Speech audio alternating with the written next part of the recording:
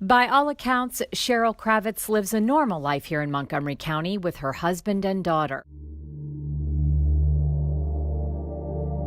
But years ago, that wasn't the case. In 1975, she would marry a man who would make her life a living nightmare for 10 years. He started by pushing, by verbal abuse, and I kind of wrote it off as, well, maybe he's upset. I know now that's a tendency of someone who is being abused to just say, oh, it's just a one-time thing, it'll pass. And it kept escalating and escalating. In the meantime, he also started drinking heavily to the point that I was full out being beaten. What happens with abusers, they're very, very smart. And it turned out that, he would beat me from the neck down. So I was totally black and blue from the neck down, but my face wasn't touched. When she met her first husband, she was a single mom with a young daughter. It wasn't until after they married she would learn he had been married twice before, but she never questioned him. She began to ascend in her career, which made things difficult at home. So we were able to buy a beautiful home in a beautiful neighborhood, and it was great for a couple of months, but then he started getting agitated again. And probably it was because at that time I then got a job, and my job was at that time Director of Communications for the American Red Cross, and I was also doing a lot of freelance writing, and I started getting awards. Well, for him this was untenable because I was getting praise from outside sources that he wasn't getting at all. So the higher I got, within the city, the lower his self-esteem became.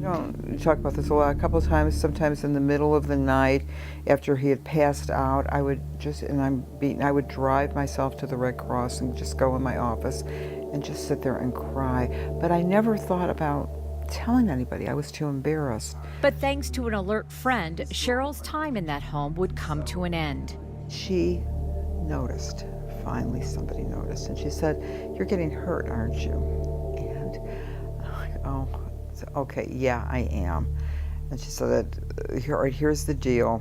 I'm going to call you, and Lynn, my daughter, can stay at our house, but I'm going to call you about midnight to make sure that you're okay. I got home from the Red Cross. He was absolutely crazy, and he grabbed me by the hair, started beating me, threw my arms into the oven, burnt them, started kicking me, and then finally, and it was bad.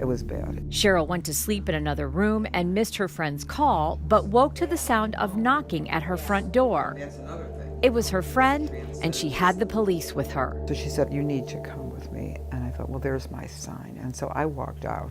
I called Domestic Violence Intervention Services because I knew what the programs were. I'd been volunteering with them. And they came over. They got me an attorney. They got the protective order I have. And within a couple of months, I was divorced. And I got the protective order because the reason for the divorce was domestic abuse. And that's how I got out. But until 1995, she lived in fear her abuser would find her, until one of her friends told her he had died. She carries that protective order with her to this day as a reminder of how far she's come. My husband knew I had the protective order, and a few other people did. I didn't want to let them know many of the places where I was, because then I felt that they would be wary of having me around. So when my friend called and told me that he died, it was so interesting. He called me at work. I was downtown at Red Cross, and he said, "You better sit down for this one." And I took that protective order out. I thought, I'm gonna cry. I can take the long way home from work. Nobody's gonna get me. And I was free for the first time. And after his death, she decided to come out and tell her story. And I also made a promise to myself that when I could speak publicly and help other women, I would do that. And so the minute I found out he was dead, I wrote a pretty long article for the Washingtonian, and then I wrote for the Post. And now, since that time, I've been doing a lot of speaking and writing, but I also hear from women all the time who I talk with about what their options are, because there are options. And there are several options here in Montgomery County for women who are victims of domestic violence, all of them confidential and here to keep you safe. The Family Justice Center is a comprehensive one-stop center for victims of family violence and their children. The Betty Ann Kroenke Center offers emergency shelter for women and children who are in a domestic violence situation. And the Safe Passage Center is a safe access site for families in Montgomery County who have a court order and need a supervised exchange or visitation. And your mindset is that you're not good enough, you're not smart enough, you can't do it. There are people on the other side of that door of your house who can help you.